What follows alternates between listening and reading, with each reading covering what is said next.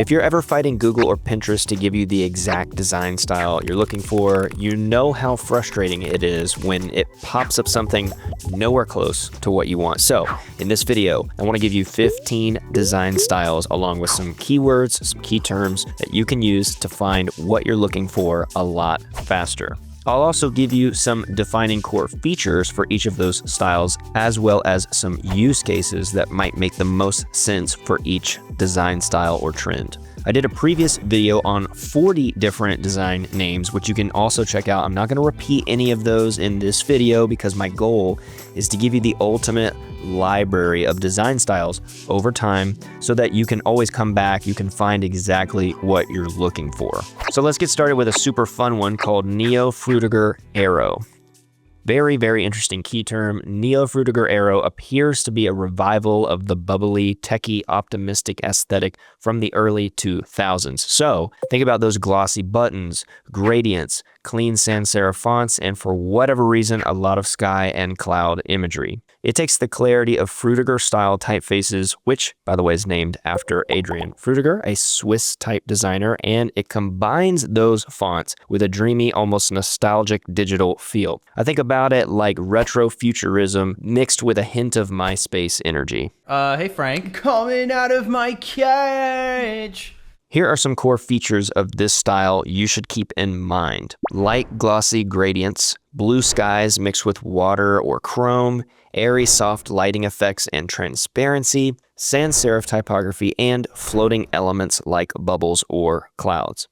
Now, the use cases are always dependent on what kind of project you're making, obviously, but I would say that this style fits right at home with Y2K themed graphics, maybe startup branding that wants to be a little bit more edgy, posters or websites for internet or cultural projects, and also fashion lookbooks or album art.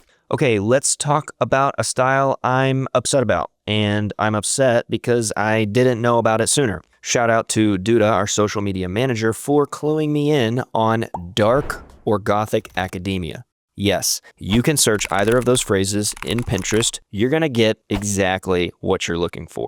Dark academia is moody, it's intellectual design, and it's a style inspired by that classic literature, European universities, vintage aesthetics. It fits with themes like mystery, melancholy, even romanticism, often featuring scenery like candlelit libraries, handwritten notes, illustrations, worn out leather, fabric textures, calligraphy, things like that. Think of it like a mix between old academic charm and a bit of like brooding magical drama. You can also try searching dark magical academia to see what you come up with. Let's talk about the core features. We're gonna have muted, warm colors like browns, dark greens, burgundy, serif fonts, or anything that suggests that classical typography. We're gonna have vintage textures like parchment, tweed, leather, marble. Ancient or magical symbolism is also used. So think about the skulls, the books, candles, Greek statues. In design, this style works beautifully for book covers, stationery, journaling, any kind of stationery products like I just mentioned, lifestyle branding. Maybe it leans more towards vintage or gothic aesthetics for your brand. Even decor-focused projects like posters or wall art, anything that you're looking to bring that old world charm. Whenever I have my speakeasy that I've always dreamed of owning, I'm definitely going to put some designs like this up on the wall. So if you're hearing this and immediately you thought, oh, I wonder if there's like a light or a bright academia style, you would be correct. So good for you. Give yourself 2 gold stars. Hey, we did it! Light academia is the brighter, more optimistic version of dark academia. It shares the love for knowledge, the arts, and the vintage style, but it replaces the gloom and doom with softer, lighter, brighter pastel hues, and there is more of a sense of warmth and wonder. It's like studying poetry in a sunlit court full of beautiful flowers, which honestly sounds pretty awesome right now. Similar to the features of dark academia, we are going to have light and airy color palettes. Think beige, cream, soft yellows. We're going to have elegant serif fonts. Again, anything classical, anything in that cursive or calligraphic style. Classical imagery. We're going to have flowers, books, handwritten notes, and more clean compositions with that soft, dreamy filter. It's perfect for anything educational or soft, romantic, maybe like journaling, maybe a lot of social assets, academic or reading related Instagram pages could use this, college group branding that wants to feel more dreamy, maybe printables for a book or a book club, anything maybe personal development as well. For you POD fanatics or Etsy sellers, this is probably a great style to try out. And if you're really into these two academic design styles, we have been working on design bundles in Kittl that compile the fonts, assets, colors, imagery, everything else that you would need, and it's in one project for you to start playing with. So if you want to use all that, everything I just said, you can check out those links down in the description. Let's talk about a style that is generally geared towards interior design, but it can influence your graphic design as well, and that is Wabi Sabi. Also just super fun to say, Wabi Sabi is a Japanese aesthetic that finds beauty in the imperfection and aging in nature. It's opposite of loud and flashy. This style is soft, earthy, very peaceful. Imagine cracked ceramic bowls, faded linen, cloth, quiet moments in a misty forest. Just that contemplative style. Wabi Sabi is about creating a sense of slowing down, appreciating the handmade, appreciating the worn out, as well as asymmetrical design. Here's some key features of this style. Earthy, organic color palettes. Think clay, mossy green, natural textures, stone, linen, wood grain. There's going to be minimalist layout to this, irregular shapes, irregular spacing. An overall sense of imperfection and softness is what makes this design stand out. This is a great fit for sustainable product branding, minimalist packaging, or any kind of home or lifestyle content that leans into peaceful living. You'll also most likely see this in wellness or mindfulness apps, as well as interior design mood boards. And perhaps the brother to Wabi Sabi would be Japandi, which we've talked about in a previous video, did a tutorial all about how to make that, including Japanese fonts. We get a lot of requests for fonts that have Japanese characters, which we have in Kittl with all of the elements that you want to use. You can create a set of posters or something like that. So I just wanted to mention it because it is pretty similar. You can find all that in the description. All right, let's heat things up a little bit with Southwestern style.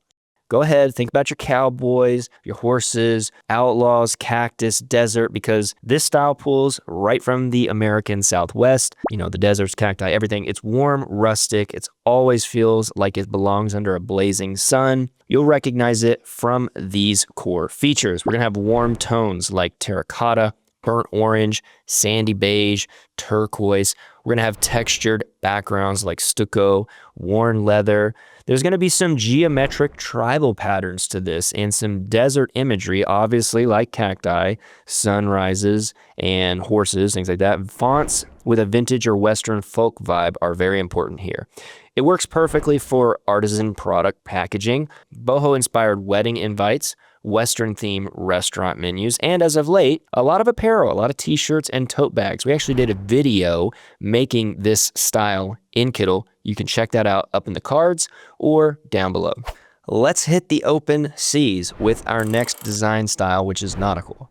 Yes, there was a lot of things I could have said for that, but I went with that. They ask you how you are, you just have to say that you're fine when you're not really fine. This one's been around forever, and it's exactly what it sounds like. Designs inspired by nautical sea nature, sailing culture, coastal living. It's crisp, it's fresh, it's timeless, and a lot of rope. There's rope textures, rope letters, rope everything around illustration. It's rope and knots and boat cleats. Now think about old school tattoos mixed with beach town branding for a second. You can actually search nautical or tattoo together, and you'll get more traditional sailor style graphics that you might also be looking for as well. So think about adding those two key terms to your library. Here are some features of the nautical graphic design. We're going to have classical color schemes of navy blue, white, maybe a pop of red or salmon. We're going to have stripes, anchors, ropes, ship wheels, navigational icons, things like that. We're going to have clean serif or handwritten or hand-painted fonts, subtle textures like weathered wood, vintage maps. We're going to use this style for a beachy apparel brand, maybe seafood restaurants, coastal vacation brands, and decor that needs a breezy nautical vibe. Time to get a little clever with the Rebus design style.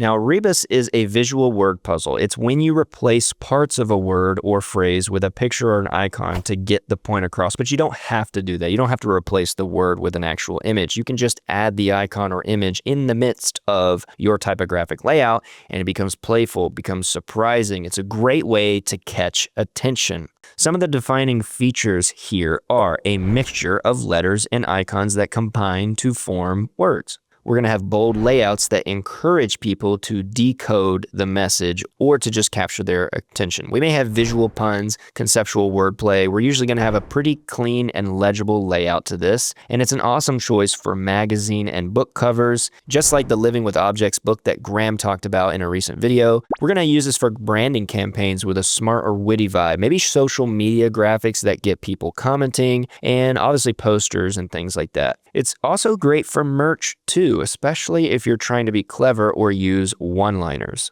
Okay, time for something you probably haven't heard of yet, and that is literal object design. You didn't hear about it because it's too literal.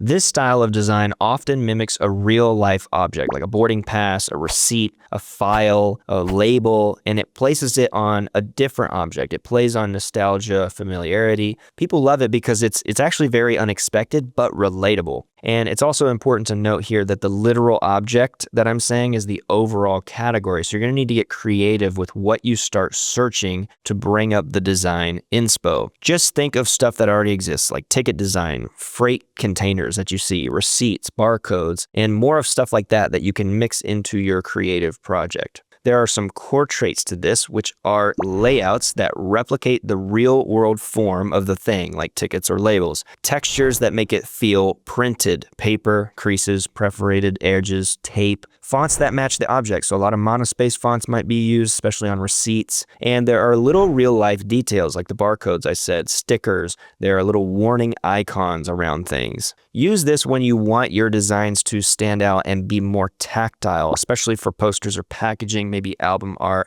A lot of merch, a lot of web design, and a somewhat adjacent design style is called utilitarian, which we did a video on that a while back if you're interested to learn how to make it yourself. All right, here's to a more personable and timeless style, which is Trinket Design.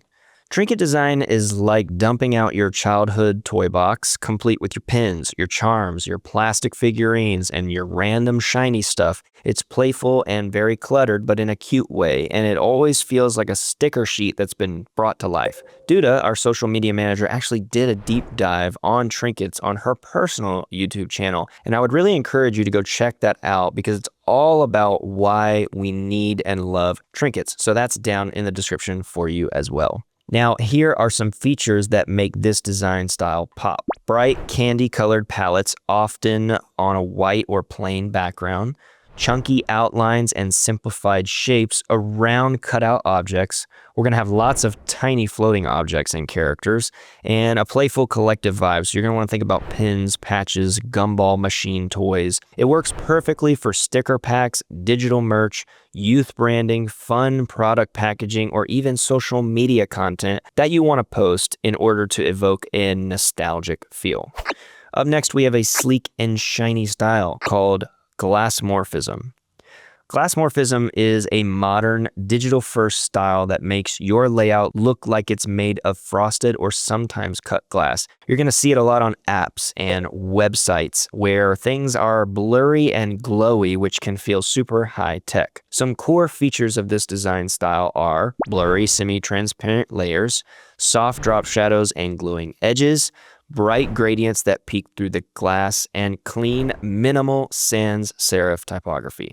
This is your go-to style for conference branding, UI designs, app dashboards, product landing pages, or ad campaigns that need to feel futuristic and clean. It's all about creating depth and layering without clutter. All right, time for some fancy letters with modular typography. Modular typography is when you construct letters from a set of repeating shapes like circles, squares, dots, lines, maybe other forms of organic shapes that repeat. And it feels like building blocks or building a puzzle. It's a great style when you want your type to look super custom and geometric. Here are some features that define this style. The letters will be made from a basic repeatable pattern. There may be a rigid or consistent grid holding everything together. We'll often have abstract or futuristic looking layouts and a minimal color scheme with maximum structure. You're going to use it when you're designing a custom logo, website graphics, social media content, building a bold editorial headline, maybe crafting an album cover that feels a little bit more experimental, or when you're working on a tech or art brand that you want to look like it came from the future. And this is really, really cool. In Kittl, we actually have a ton of fonts like this. In our font panel, you can just search the word modular, and all of the fonts in that style are going to pop up and show for you, ready to use. I've already made a project actually with some of my favorites in a project. So you just gonna bring me a birthday gift on my birthday? You can check that out in the description, open it right up to those fonts for you to use. Okay, let's go full internet core for a second with Receiptify.